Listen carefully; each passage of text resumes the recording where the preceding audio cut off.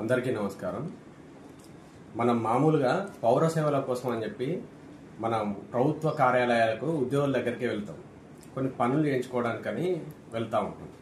కానీ అక్కడ మనకి ఏదో ఒకటి తక్కువ పడవ లేకుంటే ఆ రూల్స్ అండ్ రెగ్యులేషన్స్ ప్రకారము మనం ఫిట్ కాకుంటేనేమో ఏదో ఒక మార్గం చూడండి సార్, ఏదో ఒకటి చేయండి, ఏదైనా చేస్తే మనం చూద్దామని మామూలుగా చెప్తా ఉంటాం. ఆ అధికారికి డబ్బులు ఇచ్చి అయినా పని చేసుకుందామన్న ఆలోచనకు వస్తాం, ఇచ్చి చేయించుకుంటాం కూడా.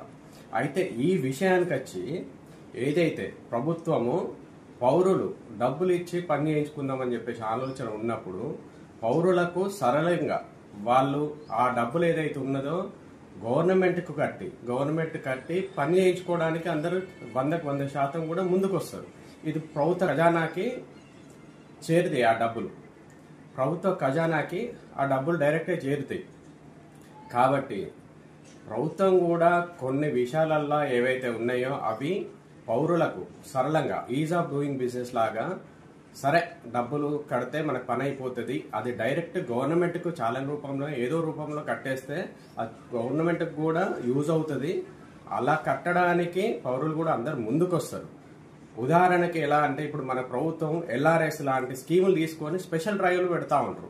అంటే లేఅవుట్ చేసిన వాళ్ళు లేఅవుట్ చేయకుండా, లేఅవుట్ పర్మిషన్ ఫీజులు కట్టకుండా చేసిన వాళ్ళను మళ్ళీ రెగ్యులరైజ్ చేసుకోవడానికి అని చెప్పేసి అని ఎలా అయితే వెసులుబాటు కల్పిస్తున్నదో అలాగే స్పెషల్ డ్రైవ్ అని కాకుండా ఎవరైతే ఇలా రిజిస్ట్రేషన్ డైరెక్ట్ పర్మిషన్ లేకుండా, లేఅవుట్ పర్మిషన్స్ ఇట్లా లేకుండా చేసుకున్నా కానీ డైరెక్ట్ రిజిస్ట్రేషన్ చేసుకోవాలంటే రిజిస్ట్రేషన్ ఆఫీస్లోనే అక్కడ ఛానల్లోనే ఈ LRS ఫీజెస్ ఏదైతే ఉన్నాయో 14%, 16% అవి కట్టమంటే కూడా అందరూ కూడా సంతోషంగా హ్యాపీగా ముందుకొచ్చి కడతారు. అది డైరెక్ట్ ప్రభుత్వ ఖజానాకు కూడా చేరుతుంది.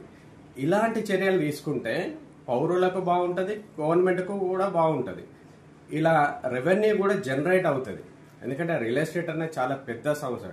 మన ప్రభుత్వానికి ఆదాయ వనరులుగా పనిచేసేటి ఏంటి? Revenue, registration stamps, commercial tax, ఇలా ఎక్సైజ్ డిపార్ట్మెంట్, ఇలా మనం కనుక ప్రభుత్వానికి పౌరులకు మధ్యలో హ్యూమన్ ఇంటర్ఫిరెన్స్ ఎంత తక్కువ చేస్తే అంత ఎక్కువ లాభం చేకూరుతుంది అన్నది నాకు ఉద్దేశం.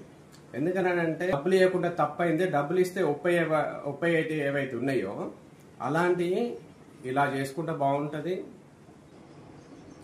వాట్సాప్ గవర్నెన్స్ నడుస్తున్న ఈ కాలంలో ఇంకా మన పౌర సేవల కోసం అని చెప్పేసి పౌరులు గవర్నమెంట్ ఆఫీసుల చుట్టూ, గవర్నమెంట్ మనుషుల చుట్టూ తిరగడం అన్నది ఇంకా చాలా బాధాకరము. కాబట్టి గవర్నమెంట్ కూడా ఈ దిశగా ఆలోచనలు చేయాలని, ఏవైతే డబ్బులు పక్కదారి పడుతున్నాయో అవి ప్రభుత్వ ఖజానాకు దారి మళ్లించే ఆలోచనలు చేయాలని, రూల్స్ ఎంత సులభతరంగా ఉంటే అంత ఎక్కువ డబ్బు ఖజానాకు చేరే ఛాన్సెస్ ఉంటాయి. ఎందుకనంటే రూల్స్ కఠినంగా ఉన్నప్పుడే కదా ఏ డబ్బులైనా కానీ ఖర్చు పెట్టేసి పని చేయించుకుందామన్న ఆలోచనలకు పౌరులు వస్తున్నారు. కాబట్టి ఆ డబ్బును ఏదైతే ఉందో ప్రభుత్వ ఖజానాకు మళ్లించే ఆలోచనలు చేస్తే బాగుంటుంది అన్నది నా ఆలోచన. మీకు కూడా నచ్చినట్టయితే కామెంట్ రూపంలో తెలపండి.